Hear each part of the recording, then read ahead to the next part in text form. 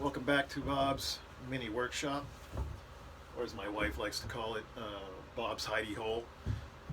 When I get out here, sometimes I can spend hours out here and get my music going with my little Bose Mini and just work away like crazy. Sometimes she'll have to call me on the phone and say, "Hey, it's time to come in."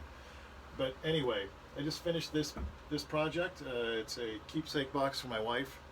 I also referred to it a few times as a letterbox, something she can put her cards in, birthday cards, Christmas cards she may want to keep.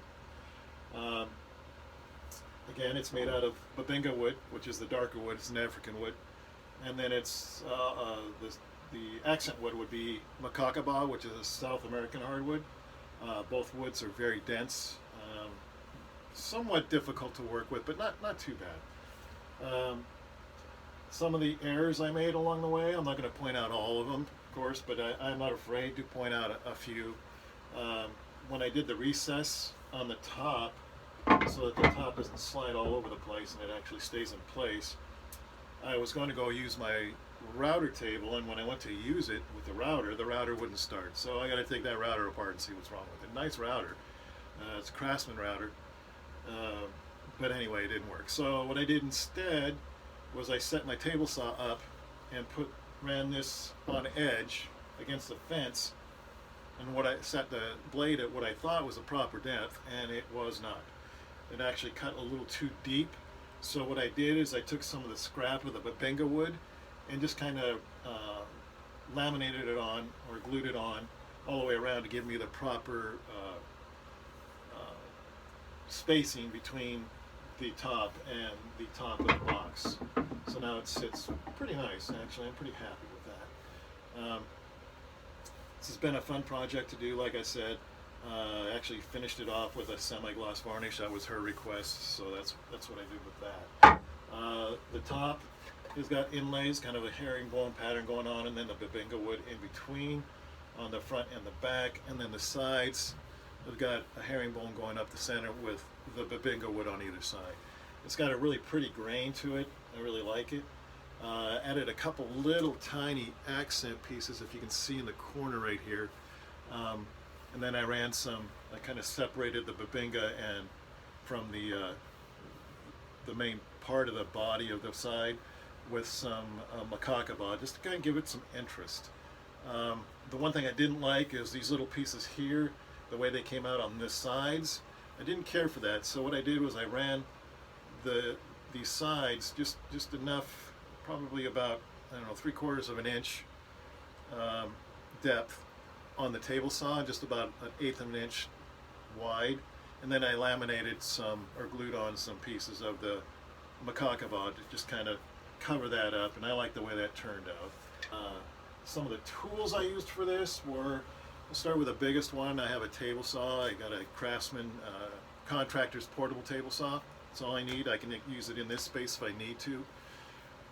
This time of year, we get a lot of snow and cold weather, so sometimes I'm in here using it. I also have a patio outside that I use when I have some nicer weather and it's a little bit warmer. Also a chop saw, a Makita miter chop saw, which comes in really handy. You can go at different angles, and that helps with doing corners and other compound miter edges. And then it was mostly hand tools from there. I also have a palm sander that I used to do the sanding, various grits, and then I also had a sanding block that did a lot of hand sanding. Some of the hand tools I used were a couple chisels, kind of clean up the corners with the glue.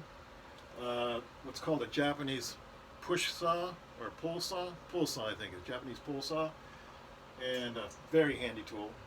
Use that to create this detail right here in the corners, if you can see it, where I pulled the Bubinga out to kind of wrap around the Macacauba wood.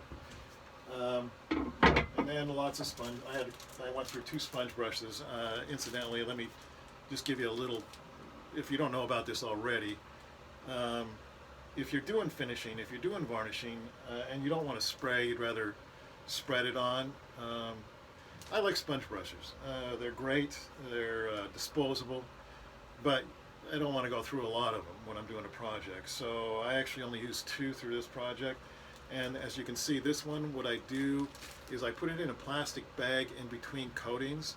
If it's cool outside, this will last for a couple days in here, and it'll stay soft, and you can come back and use it. It's still moist, and it's been in here for 3 days. In the summer, when it's a little warmer, you might want to put it in a plastic bag, and if the wife will let you, put it in the refrigerator and keep it cool until you're ready for your next coat. And then lots and lots of glue. Went through this whole bottle of glue doing this project. This is Tight Bond glue. I swear by this stuff. I've glued some projects together with this stuff in the past, and the project actually got too hot in a hot garage one time and split the wood, but it did not split at the joint where this glue had glued the joint together. Great stuff. You can get it at Lowe's. Other than that, that's probably what I had all into this project. Total board feet on this. If you don't know what a board foot is, it's 12 inches by 12 inches. Total board feet was five board feet. 1.5 board feet of the Macacauba, and it was 3.5 board feet of the Bubinga wood. I know it's hard to believe that that's all right here in this little box, but yeah, it takes quite a bit of wood. Very little waste. I have a little bit left over, which I will just keep for later and for other projects. Probably turnings, making a bowl or plate. It's been great. The purpose of my videos is to show that you can make a very nice project or product if you're looking to sell it in a small space. I don't have a lot of room in here. I've had a big shop before, about 200 square feet, when I had saws all set up in different settings, so I could just go from one project to another in different cuttings without having to readjust and stuff like that. But this works for me. It works for me now. If I ever turned it into a business, which I don't know if I would ever do that, but I would need more space. But all in all, if I was to sell this, I don't know. I got $100 worth of wood product here, and probably 20 hours of labor. So, figure that out for yourself and see what you think it would come out at. But this is a rare wood. You can get to find a store locally that deal in exotic imported hardwoods. They are not plentiful. They're not everywhere. Most big cities will have at least one spot you can go to, and they're not cheap. But they do look beautiful once you have them done, sanded down, and finished. For anybody that's looking to do woodwork, small space, don't need a huge space. If you get on YouTube, you'll find that a lot of these YouTube channels, these guys that are great, they're great craftsmen, but they do have a big shop, and they got every tool in the world. You don't really need that many tools to do nice woodwork. As a matter of fact, you can do them all by hand if you want to. I prefer to use as many power tools as possible because it does make things go quicker. It does keep things a lot more accurate. And like I stated, I only used 3 different power tools on this whole project. The rest of it was by hand. So that's my video. I'm getting ready to do another project. First I got to draw it up, and that's something I do before I start any project, is I draw it up on a draftsman's table and kind of get a basic idea of what I'm going to do. It usually will change along the way,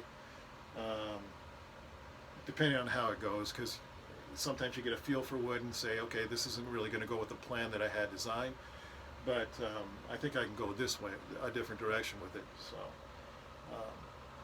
anyway, my next project is going to be, my mom has requested a recipe box, so I'm probably going to do something like that for her. And she also mentioned that she loves the herringbone pattern, so it might be a herringbone pattern all the way around, and then something different on the inside for her, and probably a double-sided recipe box. She's got recipes she's collected over the years, and my mom is now going on 83, I think. So that should be a fun project as well. Not sure what kind of wood I'm going to make it out of yet. Probably going to see if I can find something here locally, maybe at Home Depot. I'm not sure, maybe a black walnut with maybe an ash, just to have the contrast there for that herringbone pattern.